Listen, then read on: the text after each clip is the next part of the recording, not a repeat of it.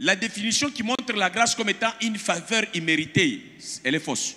Parce qu'il y a des gens qui nous ont défini la grâce comme étant des choses qu'on ne mérite pas.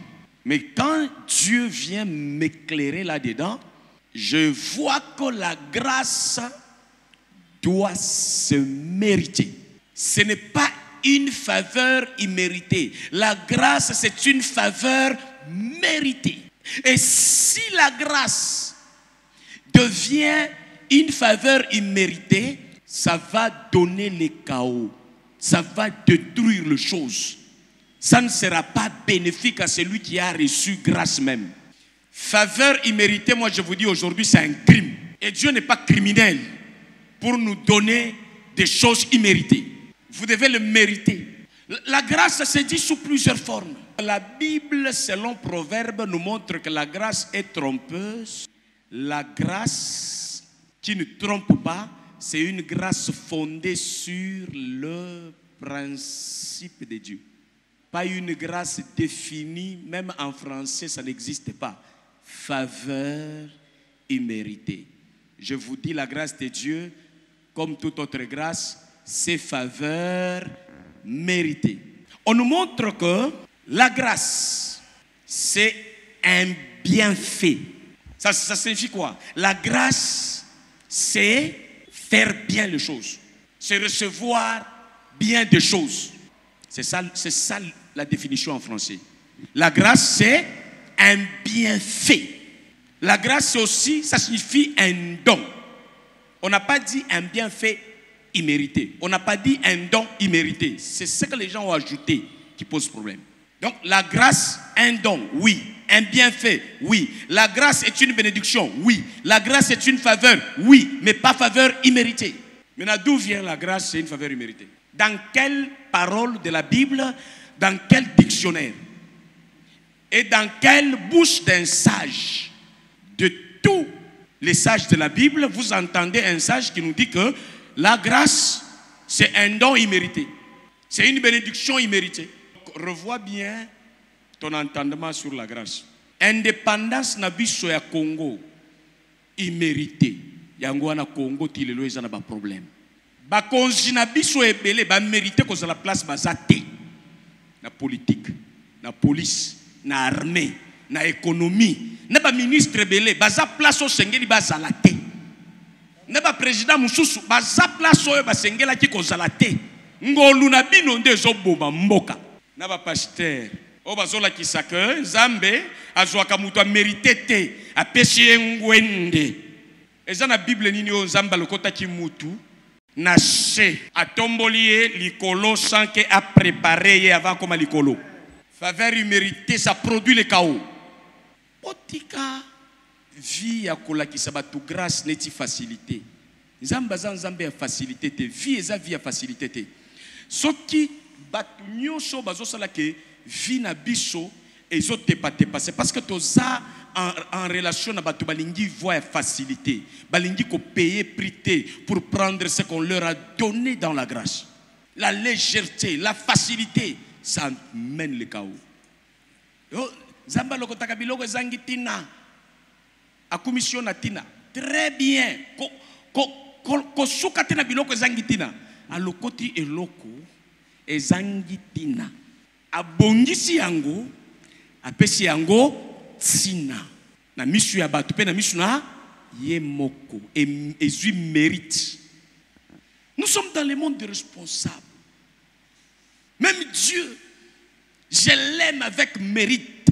Je peux te prouver pourquoi j'aime Dieu. Je l'aime parce qu'il m'a aimé le premier. Il mérite.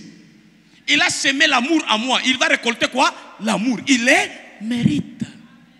Est-ce que le mérite est un problème qui doit vous gêner? Mériter la vie, ça doit vous gêner? L'homme qu'il faut à la place qu'il faut, ce n'est pas le mode de Dieu de faire. Vous voulez refuser que Dieu ne respecte pas la loi de l'homme qu'il faut à la place qu'il faut? Oui, parce que na Congo, bomeseni na obowenga ngolo eza ngolo te. So comme ministre ozuba na kashinayo oche na cabinet. Ba komi kuna bandiko témoigner eza ngolo ya Nzambe te eza anti-valeur. Il faut que tu aies mutuna poste oyo ya mérité pour mboke kende liboso.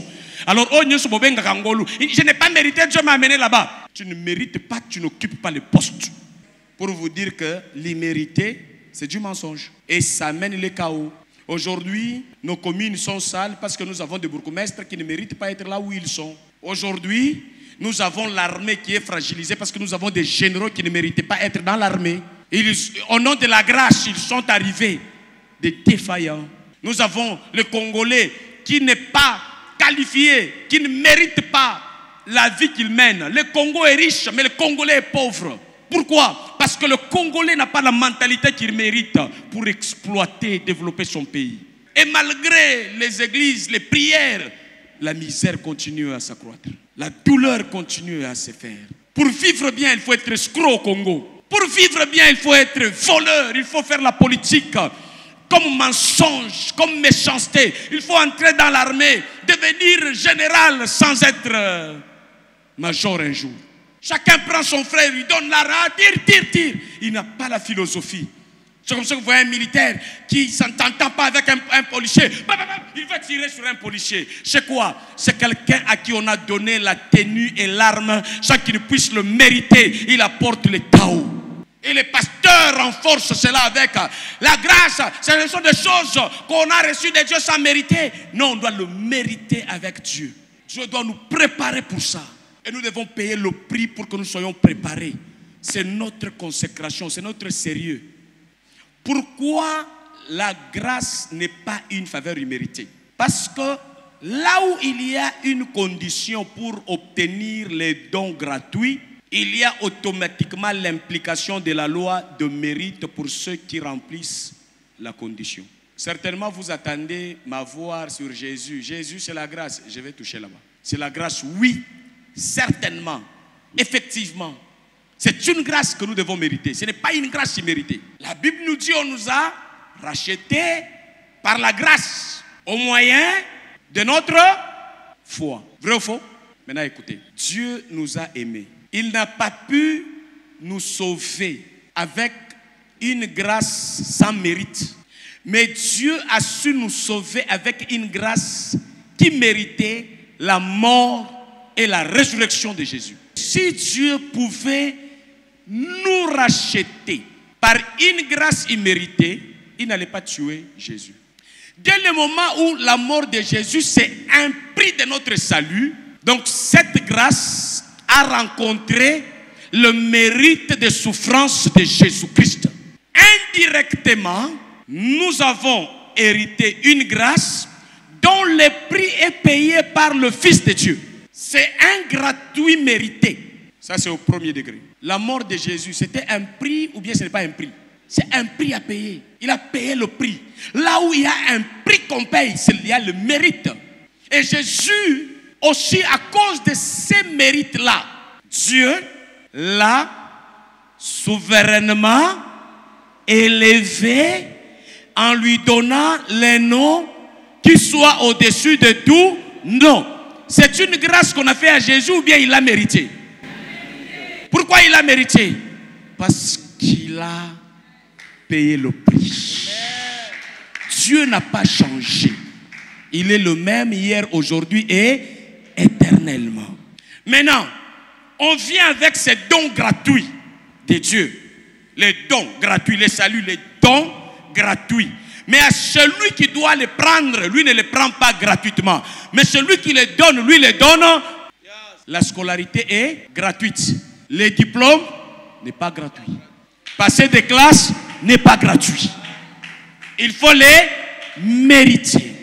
Et Dieu nous a gratuitement libérés par le mérite du sacrifice de Jésus. Et il vient. Il n'entre pas dans notre vie. Il vient. Il a dit, je suis là. Venez à moi. Vous tous qui êtes fatigués, chargés, je vous donnerai du repos.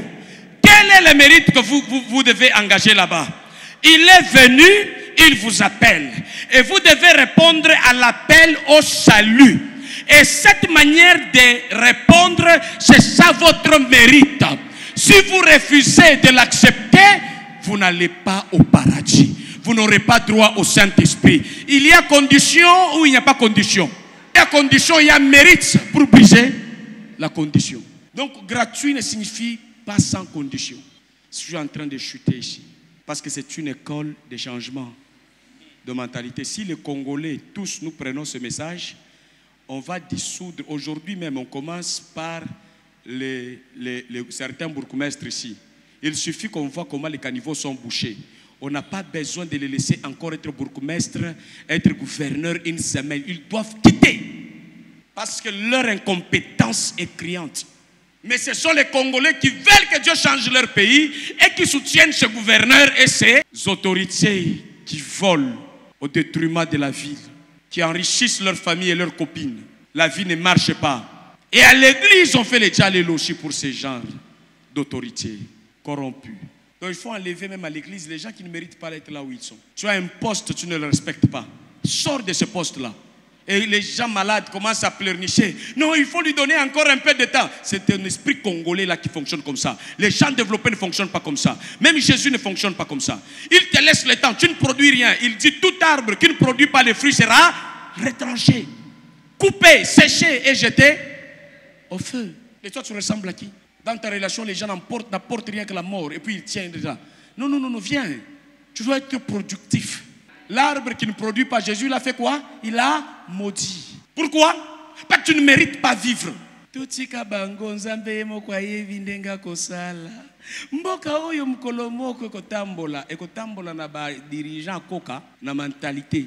Yango wana omoyibinga na zolobake na laisser passer ensemble pona kozala influent na mboka oyo.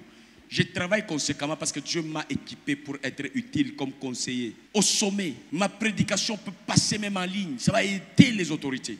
Parce que ce n'est pas une complaisance. Ce n'est pas une distraction. Ce n'est pas une aliénation. Ce n'est pas la religion. Ce n'est pas la masse. C'est la vie qu'on doit donner. La grâce, c'est une faveur imméritée. Alors même que celui qui n'a pas reçu Jésus comme Seigneur et Sauveur, qu'il reçoive le Saint-Esprit, parce que c'est immérité. Il ira au paradis parce que c'est immérité. Non, si tu ne crois pas, tu n'iras pas. Ah, donc il faut le mériter en le prenant. Il faut être digne de ce salut. Et comment tu le seras?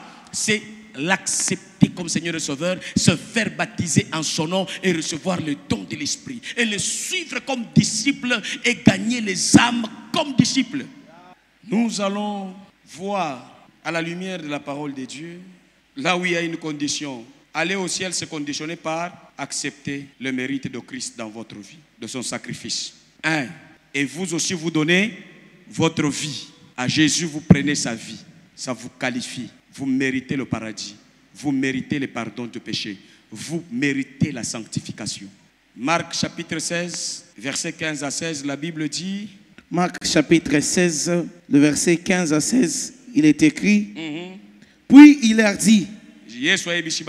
Allez par tout le monde et prêchez la bonne nouvelle à toute la création.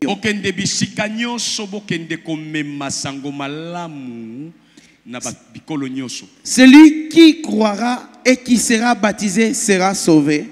Et celui qui ne croira pas, mais celui qui ne croira pas sera condamné. Il ne mérite pas.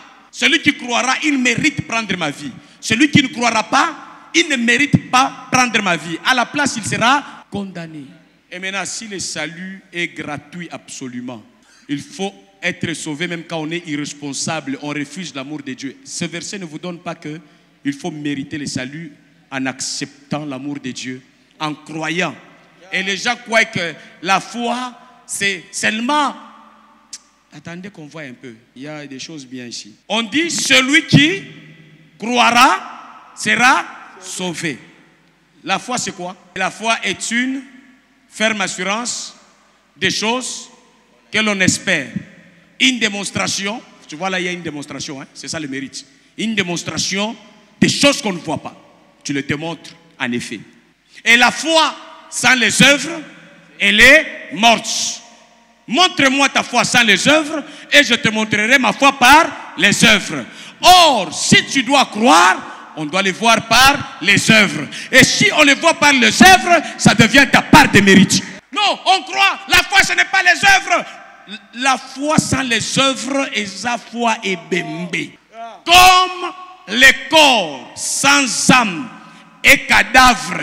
Ainsi, la foi sans les œuvres, c'est une foi cadavérée.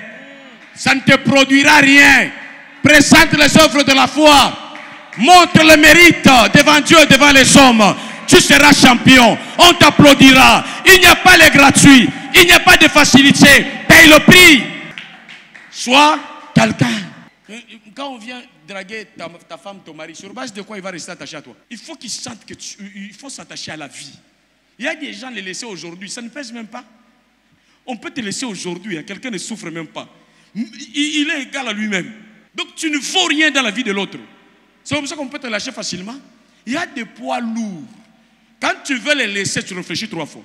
Pourquoi? Parce qu'ils ont laissé les œuvres de leur mérite dans ton esprit. Vous voyez?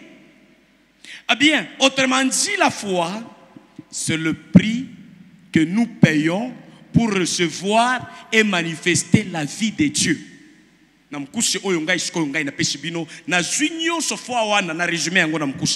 La foi, c'est le prix que tu payes pour accepter Jésus. Tu ne le connais pas. C'est comme si c'est faux, c'est comme si c'était vrai. Tu acceptes cet amour-là. Et tu commences à partager cet amour-là. Tu commences à vivre avec cet amour-là. La foi, c'est ta part de responsabilité que tu engages pour connaître, entrer en profondeur avec Dieu, agir sur la parole de Dieu. Donc la foi, c'est quoi? La foi, c'est ta part de mérite pour recevoir ce que Dieu t'a donné gratuitement. Gratuitement que tu prends que par un prix à payer. Quel est le verset qui le confirme?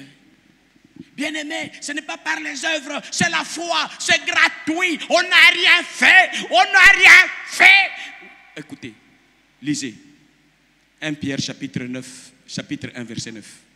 Moni elenja kozala na karine na Bible.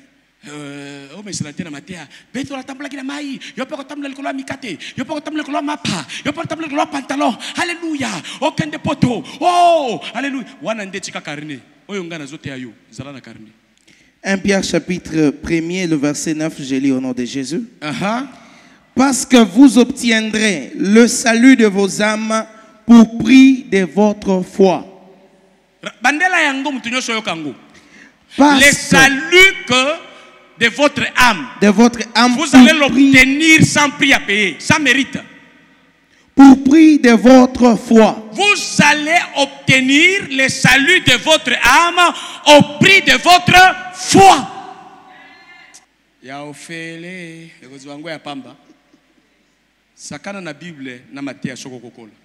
Prix. Vous voyez ce que j'ai vu? Prix. Prix. Prix. Le prix, c'est l'expression de mérite des choses que tu dois prendre. Tout ce qui a un prix, ça mérite une valeur quelconque. Et le salut de notre âme mérite la foi. La foi sans les œuvres, elle est morte. C'est le verset Katima Solo ya Kolobake. Ngolu te priangoyo, priangoyo, priangoyo, priangoyo. Parce que vous obtiendrez le salut de vos âmes pour prix de votre foi. Donc Jésus a payé le prix à la croix de Golgotha. Toi aussi tu vas payer le prix de ta foi pour le salut de ton âme. Que celui qui veut me suivre, qu'il prenne sa croix et me suive. Ah, tu trouves la facilité. J'ai sommeil. Ah non, j'ai trop sommeil, je dors, je ne pars pas à l'église. Dors, les choses te ratent. La conséquence c'est quoi? Place ya kokola na une année, okosala 10 ans. Place il faut la influence na nguya na connaissance au meli. Et la responsabilité en Zambie, toi responsabilité bisomoko. Bisomoko. Soko lié ma bé, okobeli sans zoto na yo. Ndenge moko soko lié ma bé na molimo, okobeli sa être na yo. Okozala pongi na pongi. Mutoko lata yo na ba analyse na fonctionnement na yo nyos. Tu vois ta vie aujourd'hui, elle mérite là où tu es. N'accuse pas Dieu, prends soin de toi avec Dieu. Ne te pose pas la question pourquoi ça ne marche pas. Nous tous, nous sommes responsables. Si pas nous, ceux-là qui devraient nous encadrer, n'ont pas fait bien les choses. Et maintenant, Dieu est un Dieu de restauration. Mais il ne peut pas nous restaurer sans notre prise de conscience et sans notre engagement responsable. pour voir les changements. Mérite mieux devant les hommes et devant Dieu. Tu as du prix aux yeux de Dieu. C'est ce que la parole de Dieu dit. Tu as du prix. Tu mérites être bien traité. Tu mérites être bien entretenu. Et si toi-même tu ne vis pas selon les mérites, tu te vends trop moins cher et tu attends que Dieu t'élève, c'est malheureux. Paye le prix. Reçois l'onction de payer le prix au nom de Jésus. Amen. Reçois l'onction de poser des sacrifices au nom de Jésus. Amen. Regarde si tu es en train de te libérer. Souviens-toi des œuvres et ne les minimise pas. Continue à œuvrer. Continue à faire des choses qui vont crier devant toi et devant les hommes ton respect, ta crédibilité, ta récompense. Que ton mari te respecte dignement. Que ta femme te respecte, tes enfants. Parce que tu as fait des choses qui le méritent. Qu'on n'oublie pas ton nom comme ça dans la génération où tu es. Les gens réussissent, ça ne passe pas inaperçu, bien-aimé. Dans quel domaine où tu es en train de te distinguer? Dans quel domaine de ta vie où tu es en train de sortir ta tête comme champion? Que tu te fâches, que tu te révoltes, que tu sortes de l'attente d'une grâce imméritée. Cherche le mérite qui te connecte à la grâce de Dieu. Ne cherche pas à te faire comprendre dans les bêtises. Ne cherche pas à te faire comprendre dans les mal. Non, impose le respect par tes actes. Tu n'es plus enfant. Vis comme un grand. Vis comme responsable. Vis dans la maturité de Dieu. Au nom de Jésus. Ne pleurniche pas. Bosse. Travaille. Ramène le respect de ton nom dans ta famille. Change la couleur de ton histoire. On s'est moqué de toi hier, mais le Dieu d'aujourd'hui est capable, avec ton engagement, de changer ton histoire. De changer les choses. Il est capable. Et sois capable de provoquer la provision de Dieu pour toi.